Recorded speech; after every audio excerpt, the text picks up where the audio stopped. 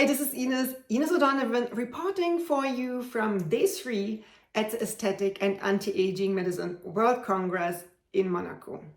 In my top 3 takeaways, I want to share 2 crucial ways on how you can avoid getting some of the aging-related diseases, and 1 way on how you can get that valuable calcium into your bones and not into your blood vessels. So let's start with the first crucial way on how you can avoid some of the aging-related diseases. Dr. Claude Chauchat shared that when you actually stop hormone replacement therapy suddenly, a lot of women, they suddenly become insulin resistant. So if you do have to stop for some reason, then make sure that you counteract that accordingly. And a little word about hormone replacement therapy. For most women, it is advised. And Dr. Luis Lopez Talach, he had a really nice comparison that I want to share with you. So he said is like, when you think about the seasons of the year, like it's cold in winter, it's hot in the summer, and we are doing things to balance that. So why not balancing the seasons of our life? So basically, what can we do, for instance, during perimenopause and menopause in order to be at our best, to be healthy, to stay healthy, and to feel really good? Food for thought. And before I come to the second crucial way that really helps you to stave off some of those aging-related diseases, I want to quickly talk about the way that you can put that valuable calcium into your bones and not into your blood vessels.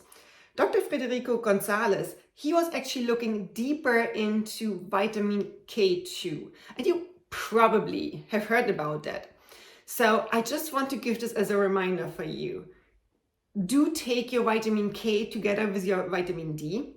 And the recommended dose, according to Dr. Federico Gonzalez, for vitamin K2 is 200 microgram per day. So last but not least, I want to come to the second crucial way that helps you to avoid a lot of the aging-related diseases. And it might be a little bit surprising, but it is really important. It is your oral health. So we are only in relatively early stages of understanding how our oral health is linked to our whole body. But one thing is already super clear. It's not local. So anything that's going on in your mouth is actually going on in your whole body. It's systemic.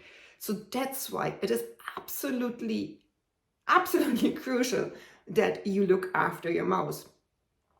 So for instance, one of the diseases or one of the problems that about 70% of people over 65 in the US experience, and a lot of other people in the world, is periodontitis.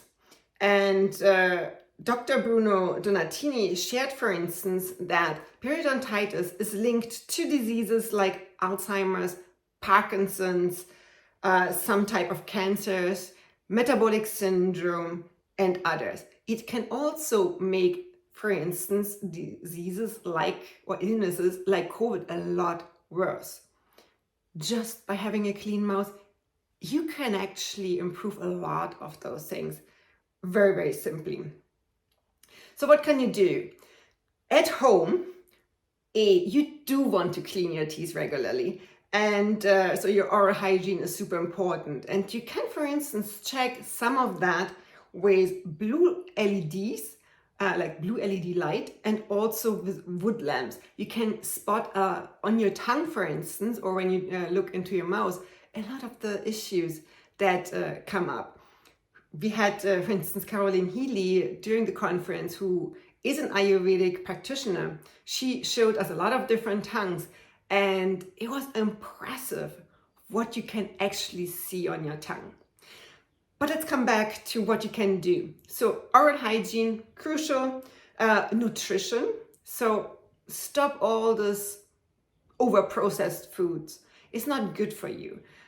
Try to eat raw, really nutritious foods, chewier foods. That also helps your oral biome. Limit stress, something you might not think is linked, but it is. So your oral health is also linked to your stress levels. And then see that, like, if you have to have different materials in your mouth for like filling caries or whatever, just see that they're more harmonized, because over time, as you have them in, they become rougher, which means bacteria can collect better there, and then that can cause some issues over the long term.